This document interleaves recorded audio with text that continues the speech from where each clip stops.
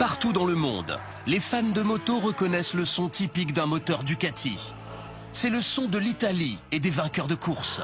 Le son d'un constructeur réputé pour faire les choses différemment. Sans idée inventive ni prise de risque, vous n'allez pas très loin. Mais si la firme réputée pour son esprit créatif s'est mise en péril, sa nouveauté, la révolutionnaire Multistrada 1200, est un formidable succès. Le défi que nous avons décidé d'accepter consistait à créer une moto à partir de 4 autres. Une moto sortie d'un univers de science-fiction, capable de se métamorphoser d'un type de machine à un autre. Ces ingénieurs craignaient qu'elle soit impossible à construire et qu'elle ne se vende pas. Mais la méga-usine Ducati de Bologne est le témoignage vivant que rêver peut vraiment valoir le coup.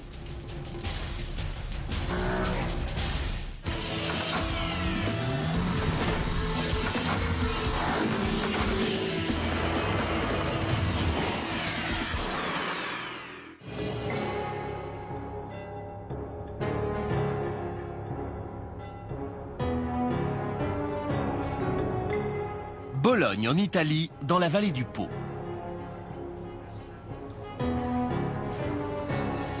Pour les touristes, c'est la ville des tours. Elle abrite l'une des plus vieilles universités au monde. Mais pour les passionnés de moto, Bologne signifie une seule chose. Ducati.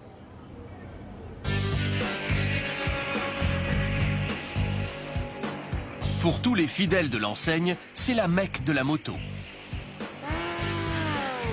Tous les ans, des dizaines de milliers d'adeptes, surnommés les Ducatisti, convergent vers Bologne pour fêter la Semaine mondiale Ducati.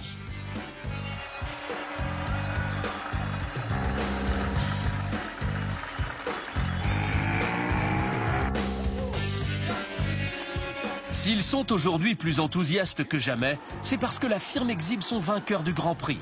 9 fois champion du monde, il fait la fierté des Italiens.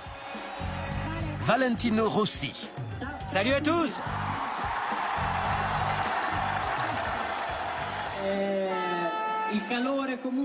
La chaleur des gens, la différence que j'ai ressentie en travaillant avec une équipe italienne, je dois dire que ça a été un vrai bonheur. Ducati est souvent décrite comme la Ferrari du monde des deux roues. Une marque née sur les circuits. À l'apogée de ce sport, ces motos de compétition ont remporté 17 titres mondiaux. Et ces engins sont généralement considérés comme le top des machines de haute performance disponibles sur le marché. Du plaisir à l'état pur. Toutes les motos Ducati, dont la Grand Prix de Rossi, sont conçues et construites ici, au cœur de Bologne, dans une méga-usine de 64 000 m². C'est un jour mémorable, historique.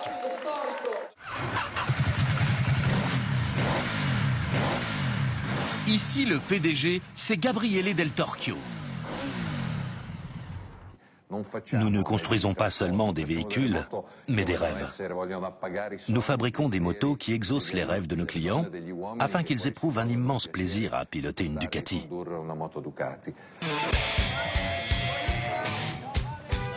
Mais incarner le rêve italien n'est pas chose facile. Depuis ses débuts modestes en 1926, Ducati a toujours misé sur des conceptions innovantes, en investissant dans de coûteuses technologies d'avant-garde pour espérer se tailler une réputation mondiale. Sans idée inventive ni prise de risque, vous n'allez pas très loin. Pourtant, ce rêve italien a failli mal tourner il y a quelques années. Comme pour beaucoup d'autres marques haut de gamme, la survie de la firme s'est retrouvée menacée par une récession qui a culminé avec une fusion financière en 2008 et 2009.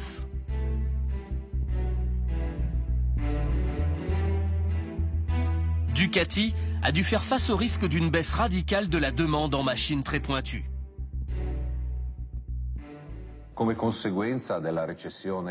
Mes collègues, mes actionnaires et moi avons cherché ensemble quelles étaient les meilleures décisions à prendre pour réagir à cette crise économique. Jusque-là, Ducati excellait dans la production de sportives haut de gamme, mais elle restait absente des autres grands marchés. Comme celui des motos de touring, permettant des trajets confortables avec un passager derrière soi, des enduros pour sortir des sentiers battus, et des urbaines permettant de se faufiler dans un trafic dense. Autant de secteurs ciblés dominés par les grands producteurs internationaux. Fidèle à son audace, pour survivre, Ducati a choisi non pas de réduire ses effectifs, mais au contraire de se développer pour concurrencer les géants mondiaux. Beaucoup de gens ont trouvé notre décision trop risquée. Ducati a pensé que son savoir-faire en matière de course lui fournirait la technologie permettant d'innover et de sortir de la crise. Pour relever la tête, il aurait été trop facile de réduire les coûts du secteur recherche et développement. Au contraire, nous les avons augmentés. Mais Ducati ne pouvant se permettre de développer qu'un seul autre type de moto, un problème se posait. Quel devait être cet autre marché à pénétrer? La responsabilité de lancer les dés est revenue au directeur général de la firme, Claudio Domenicali.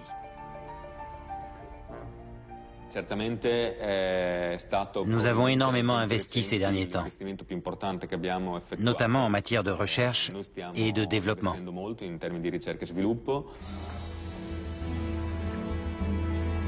Jour et nuit, dans le bureau d'études de la marque, il s'est décarcassé avec ses chefs de service pour tenter de résoudre l'énigme. Ils ont étudié toutes les possibilités.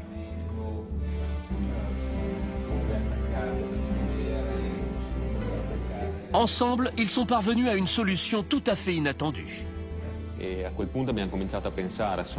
Nous avons commencé à imaginer une moto dont les fonctions pourraient changer selon les désirs du pilote. Un véhicule capable d'alterner à volonté entre une moto de sport et une moto plus confortable dédiée au tourisme.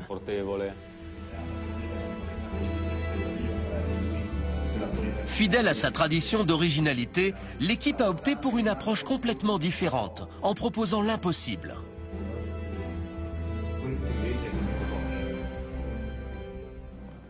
Quand mes ingénieurs sont venus me voir avec leur idée, j'ai tout de suite compris qu'ils tenaient la solution.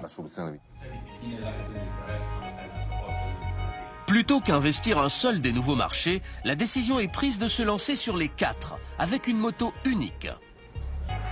L'idée paraît très fantaisiste, car une moto prévue pour se comporter sur l'asphalte comme une fusée est très différente d'un engin conçu pour rouler sur des terrains accidentés, ou pour effectuer de longs trajets avec un second passager, ou encore se faufiler dans le trafic urbain. Pourtant, Domenicali et son équipe pensent que c'est réalisable, si, et là est le point d'interrogation, s'ils parviennent à créer un véhicule hybride, capable de se métamorphoser d'une simple pression d'un bouton. S'ils réussissent ce pari, l'avenir de Ducati a des chances d'être assuré. Quand on veut diriger une société, il faut nécessairement prendre des risques. Sans risque, il n'y a pas de perspective d'avenir. Nous avons calculé ce risque et nous savions que développer un type de moto qui n'avait jamais encore existé sur le marché était une décision courageuse. Ainsi, la firme investit 10 millions d'euros pour tenter de réaliser son rêve. Imaginez une machine capable d'atteindre 250 km/h sur route, mais dont la suspension et le moteur changent de forme pour lui permettre de s'attaquer aux pistes montagneuses et au tout-terrain, ou pour devenir une maniable citadine.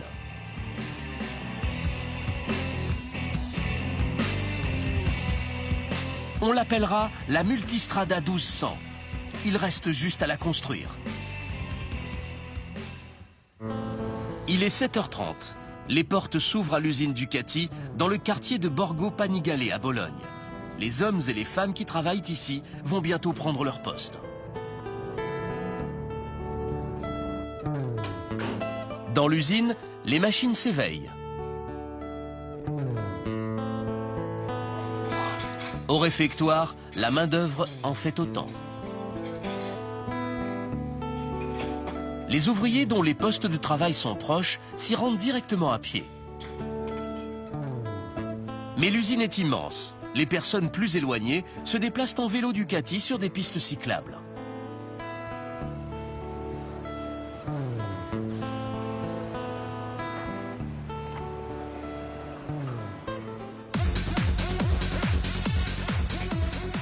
Plus de 1000 personnes travaillent ici pour créer les 6 types de motos proposés par Ducati, plus ces bêtes de course top secrètes.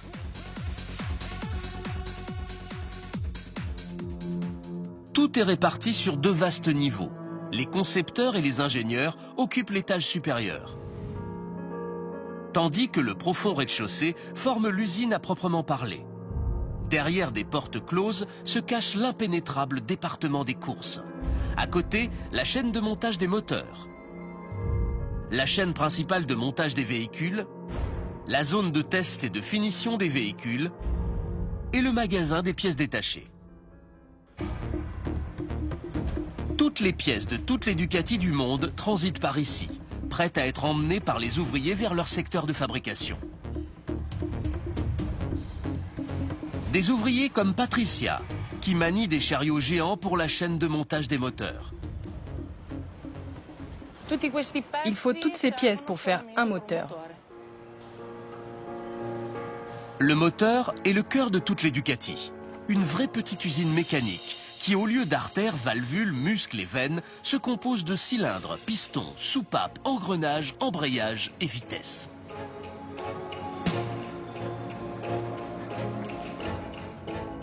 Pour la Multistrada, ce cœur qui bat ne devra pas se contenter d'un seul pouls, mais de 4, très différents les uns des autres. C'est le premier de nombreux défis qu'il va falloir relever pour que l'improbable machine devienne réalité.